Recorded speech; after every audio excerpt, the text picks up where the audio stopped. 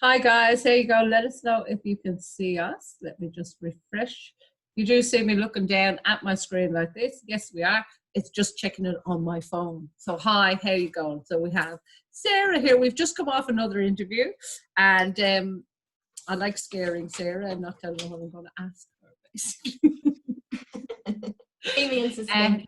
Yeah, no, but it's great. So thank you so much for taking the time to have this interview, Sarah. Yeah, you're welcome. And I know that it's vital for the group. Well, I think it's vital for the group to actually get to know the members in here and not just, you know, a comment and be a keyboard warrior for whatever. That we actually get to know the people in here and their skills and strengths and how we can all help each other. Because for this group, and I know this video may be used elsewhere, but for people that we talk to, the intention is to help them all grow so that we can all grow and help each other. So with that in mind, tell this group just a little bit about you, as in how you've come to be here. Sure. Well, hi everyone. You may have seen my face around this group a little bit. So how have I come to be? Well, I think Carmel's let you guys know that at the moment my specialty is copywriting. So how did I become a copywriter?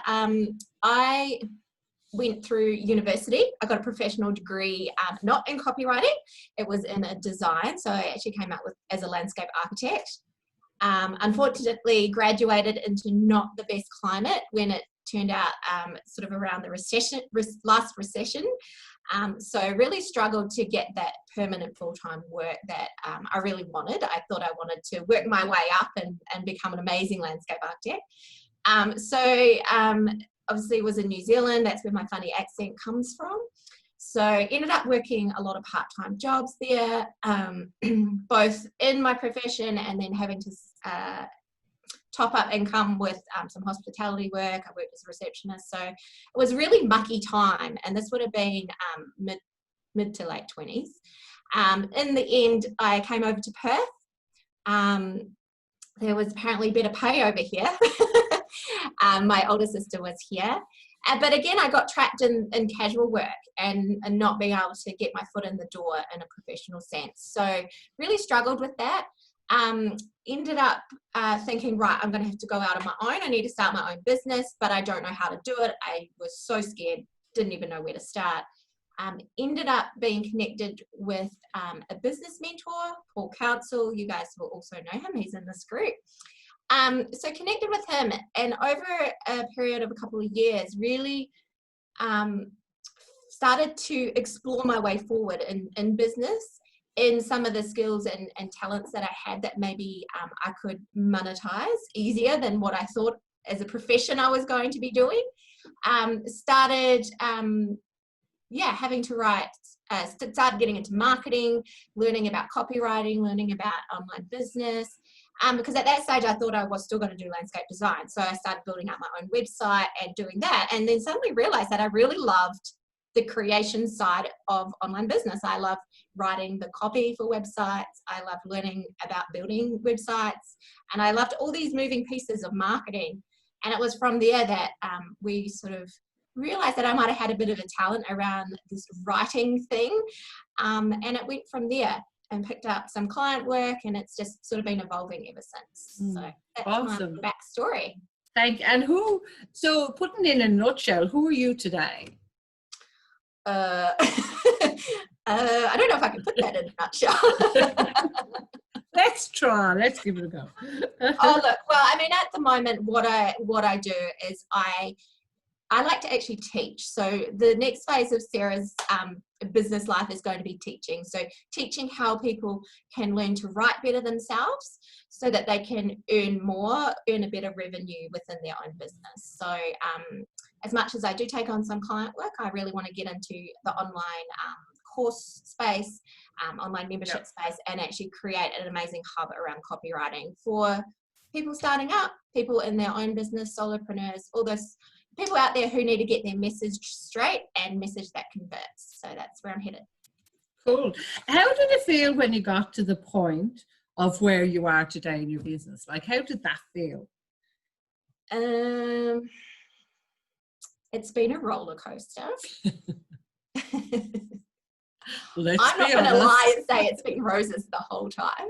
No. Look, you go on these highs and lows, and anyone who says that you don't, I would run, because it's the reality of business. And I'm sure everyone in this group has experienced those days where you're at a low and nothing's making sense and you don't know what to do next. And then you have also compare and contrast that to days where it's like everything's amazing, you're winning, you're getting new results, you're exceeding any sort of expectations you had for an event or for a course or client work, whatever that is. So the emotional management of running your own business, of starting something yourself, is definitely one to be prepared for, I guess. I don't know if you can be prepared. I mean, it's about surrounding yourself with people who can help you through both the highs and the lows. If you knew those highs and lows and roller coasters before you started any of this, do you think I love how I grimace then. I don't actually know. I think I would. There's definitely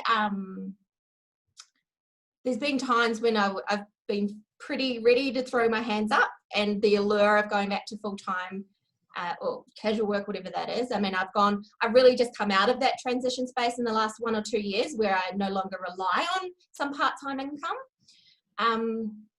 But I'd have to say that what I am experiencing now is definitely worth it. When you can actually start to see like that incremental growth turning into exponential growth.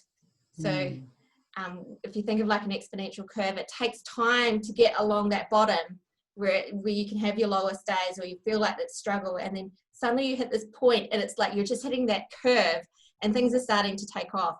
And that's, I think, that feeling is what you've got to latch onto when it starts to happen, because that's the momentum, and that's when it starts to get the buzz and excitement of, oh, this is actually working, and where are we going next? So, would I do it again? Yes. Was I a true entrepreneur? Am I a true entrepreneur and someone who always wanted to do this? No. And this is something that I've sort of only started thinking about because I read a report somewhere talking about the different types of entrepreneurs. And I think I might fall in the reluctant entrepreneur category. Or at least I was when I started, because I was sort of felt a bit like I ended up here because the traditional way wasn't working. And for whatever reasons that was, a bit of recession came in there. Some of my own stuff was coming in there. But it was like, I sort of came into this space without being someone who was like, I'm doing this and I've always had this idea and I'm going for it. It was, no, I'm exploring my way forward and testing things and finding a sweet spot. How important has it been for you in order to measure that success to actually reflect, and how often do you do that? Super important to reflect. I don't know how often I do it. It's not a scheduled thing. It's not something that I do, but on a regular basis. I think it happens most often when I achieve something that is so different to what I'd been achieving in the past. So whether it's a new level of monetization, whether it's a new win in whatever sense that is, that's when I really look back and think, whoa, I remember when I was struggling to get X, and now I've got this in a much shorter time frame. So it's allowing the time to, as again, that exponential curve, to run along that bottom bit, and then you start to think, oh, I was making that, now look, I can do this in half the time. So and do you think you'd start to schedule that in more often now to actually have a benchmark? I think that's something I'm not the best at doing, because I've always sort of been that A-type personality that just works hard. I will work hard at anything, whether I'm enjoying it or not. I'll always work hard and try and achieve the best. But in that, you get exhausted, worn down. It's quite easy to be taken advantage of because you're always the reliable one that gets stuff done. And you tend to just run from one completed task to the next without actually celebrating the completed task. And this is something I've talked to you recently about, is like, I need a little bit, there's got to be a reward in there somewhere for each step. The thing is, reward used to be shopping for me. And obviously I'm trying to cut out spending money on frivolous things. So it's finding rewards that are beneficial financially as well, because you don't want to just be making money and then go and spend it all, right? Well, that was my next question, was how do you celebrate success? Yeah, I often go get an ice cream. It's the little things, but it's still something that marks that achievement or something. Yeah, it is. And it's something that I do with Jeremy, my partner. So I'll say to him, like, I really need to cement this emotionally in me, because I have this kind of like natural barrier of celebrating success. I don't know what it is. I think it's a bit of a mentality thing going on. So I'm like, we need to go do something, and often it's just go get a McDonald's ice cream and just cement it emotionally in me. I don't know, there's that. And what I'm trying to do now is prioritize some self-care and not feel like it's like there's not vanity to it. I don't know how else to say it, but like if I want to start so each day after a work day now, I'm like give myself, or get Jeremy to give me a massage, or like massage my face, or have a hot shower. So it's cementing that there's still a Sarah within what I'm doing at breakneck speed at the moment to get the business rolling. That makes sense. Yeah. Awesome. So what's one word you would use to describe where you are now and what you have accomplished, if you were to put it into one word? Where I am now,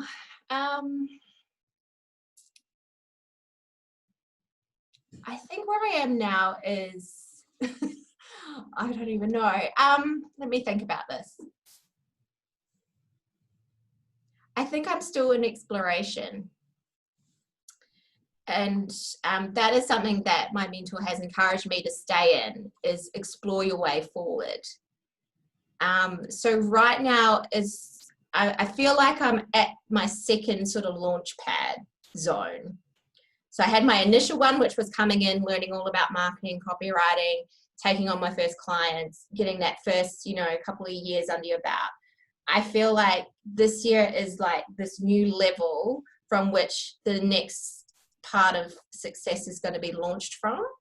So I'm exploring within this new level, trying to like find all the little things that I'm going to like lock in place, get the systems and processes in place to launch to the next level next year. So yeah, it's an interesting one. I don't know if I can sum it up into one word. I'm trying to think. I think I'm optimistic for a change. Oh, wow. Yeah, I'm optimistic because of the fact that some of these new results are now fairly cemented in. Yeah. Beautiful. Awesome. So you mentioned systems and processes. How important have they been within business? It's huge. And I love systems and processes naturally. So that tends to be the part that I don't necessarily struggle so much with. In fact, it's the part that I really want to get sorted fast, because it just helps your efficiency and your productivity. But on the other hand, I've learned that sometimes you have to run without being ready. And that's been a challenge. It has been a challenge. Because I tend to want to have all my ducks in a row before I even deploy the first thing. Whereas I work with others who are the opposite. They want to test and trial and, let's get out there fast. And then if it sticks and it works, then come back and build the process underneath it. So it's a really interesting duality that, and I work with you, Carmel, I'm sure people know. You're a great one to do the fast, let's get it out there, let's get no process with it. And then I'm a good one but there's been an evolution in Sarah to go with that and not resist that, and then know that I'm going to come back and can put the system in place. Yeah. It's an interesting one, but definitely in the past, it's slowed me down trying to get all those ducks in a row before launching, for sure. So I find it really important. You're right, do it, but to come back if it's something you're going to be repeating a lot and actually put the process, because when you think about how many different hats you do wear as a business owner, if you think about when you're going to have to relinquish those hats to somebody else as you get busier, there needs to be a system to do it. And that's also where the leverage and scalability comes into your business, especially if it's online. So if you've got, say, a product that you've tested a couple of times out to market, you've run, it's been success, get the systems in, because now it's on that more rinse and repeat and tweak and perfect, rather than do it having to start from scratch every time you want to run something. Absolutely. So look, copywriting is a creative process. And then we've just talked about structure and process. So how do you manage to put a process around creating copy? It's an interesting one, because as much as I see copy as creative, I think I also love it because there is systems to it and processes to it. And I think that's maybe how it's ended up becoming a bit of a sweet spot for me, because I can bring a bit of both into it. So there's creativity in it. Yes, of course, we're finding new ideas and matching them together and being creative with language, and there's that aspect of it. But there's also like the proven formulas that work when it comes to writing high conversion sales copy. There's people out there who make millions of dollars using a formula every time they write. And as a profession, as copywriters, we have our favorite formulas because they've proven to work over years of experienced copywriters using them to bring in a lot of money for other people. So there's this idea of, which I kind of love about copy, which is you can start with a structure and then you can be creative within the structure. So it works for me. So do you start with I heard you mention to somebody once, and I thought it was a great thing, was to switch off your screen and just freely type. I haven't tried it yet, but I've tried similar things because I learned how to touch type many years ago. But quite often I'd look up and I don't even know what it says anymore because I've typed weird letters in. But is that something that you do regularly? I don't do it regularly. I did it at the start though, because I think there's a key thing to know about copywriting is to start with, we write, and then afterwards we craft copy. Or that tends to be the process. As you get into it, you can like start to write copy straight off because it becomes, in your brain, that kind of thing that you do without thinking. But it's still important to write first without the restrictions. So if you've got an idea for what your message is, and say you're writing a sales page and you've kind of got this idea of the angle that you want to come from, your unique selling point, that sort of thing, write it all down so you don't forget it. So write what you think you want to say down. And that might be when you turn, like you're saying, like I call it blind writing, you can turn your screen off and just type. So you're not editing, you're not trying to bring the kind of rational brain in on top of the creative brain who's just trying to get the idea down. That's a great way to kill any sort of great writing, is to try and edit as you're writing. It doesn't work. So write first, and then what I tend to do then is then bring the structure over top of it and be like, okay, well, here was what my initial idea is. What in this bullet points or whatever that is works with this formula now? And okay, so I talk about, here's a great idea for a headline, that's definitely got to come up here to the top. Or here's a great idea of some of the benefits to someone using this product, that's got to come over in this section. So that's more the crafting.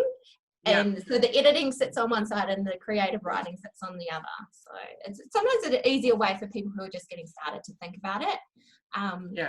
Because there is a difference between writing and copywriting, but we've got to write first. We've got to get the idea in it. And look, and that's been my process. I'm a brain dumper. I usually actually write it. But I can't actually touch type, so I should. That's why I saw your tip and I went, I must try that and see what comes up. I can't touch type either. I do so much writing and I can't touch type. I learned it when we had to look at a screen and all the keys on the keyboard were covered. And you just had to do like that. That was it.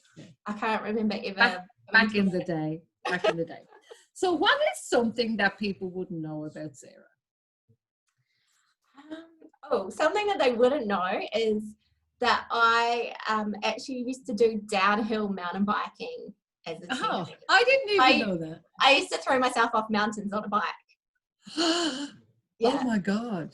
So there's a little kind of rebel inside of me somewhere who likes to do some extreme activities sometimes. Oh, wow. So yeah, I used to be really into mountain biking, and then ended up at the secondary school nationals doing downhill racing as well. So wow, I didn't even know that, and I've known you for ages. So I know we touched on, you know, if you knew how challenging or ups and downs was going to be, would you do it? But what I didn't ask you was, if you had to start all over again now, what would you do differently? Well, that's a good question. I thank you. What would I do differently?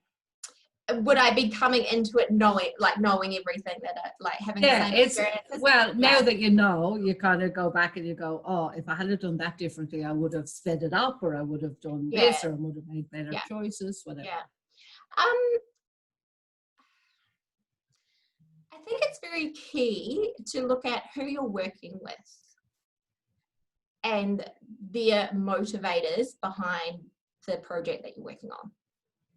So I tend to enjoy collaborative projects, and that is definitely something that I'm always interested in, is how can we work together, because it's part of finding your sweet spot, right? So in business, you might not be able to do everything, but you know you're really good at this one part. So if I was going to do it again, I think I would really think about, when you're collaborating with someone, what is their deepest driver for the reason why they want to work with you. And I think that is quite key, because if they're being motivated by something that's different to you, you can get to different levels in the project where, I don't want to say motivation fails, but maybe you start looking at it from different angles, and that's where maybe a project falls off a little bit or doesn't quite execute to the level that you want it to. But in saying that, working with others is an amazing opportunity, and I would always say yes to the initial unpacking of that and looking at what are the opportunities to work with someone who's better at the things that I'm not so good at. Yeah. So if you were to start a business from scratch again, you would look to work and be supported by other people that either have what you want or have similar values and align really well. Yeah. Either that, or I would probably completely simplify everything. Yeah. Knowing now what I can do in terms of sales copy, which is essentially, once you're good at it, you could sell anything, really. It would be maybe choosing one thing and focusing on it just 100%. Yeah. And I think it's that focus that when you're first starting out, you start to go, I'm doing this, I want to try this, and taking on too many projects at once. I think in the future, if I was going to do it all again, it would be like, I'm just doing this one thing and I'm just going to keep doing it until it works. So one product, one membership, whatever that is, and just that's it. And making sure you can't make that decision until you've had some experiences of going absolutely down rabbit holes in that of, whoa. Hindsight is 20/20 vision, isn't it? It is. What I'm hearing is that, you know, to find the people that you can work with, the same values, and obviously a support network. Yes. That can help shortcut some of the stuff for you, because the wisdom's in the group, isn't it? Is quite important. Oh, definitely. I mean, key is whose influence are you allowing in? Yeah, cool. Awesome. So look, we're coming to the end of the interview. There's been a few people on watching with us, and I know there'll be a few people on watching afterwards. If you've any questions, guys, ask them underneath. But is there one last thing that you want to share with people that will see this for however long they will see this?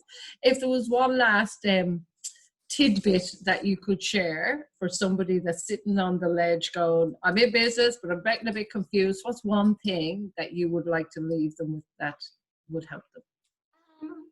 I would say be kind to yourself.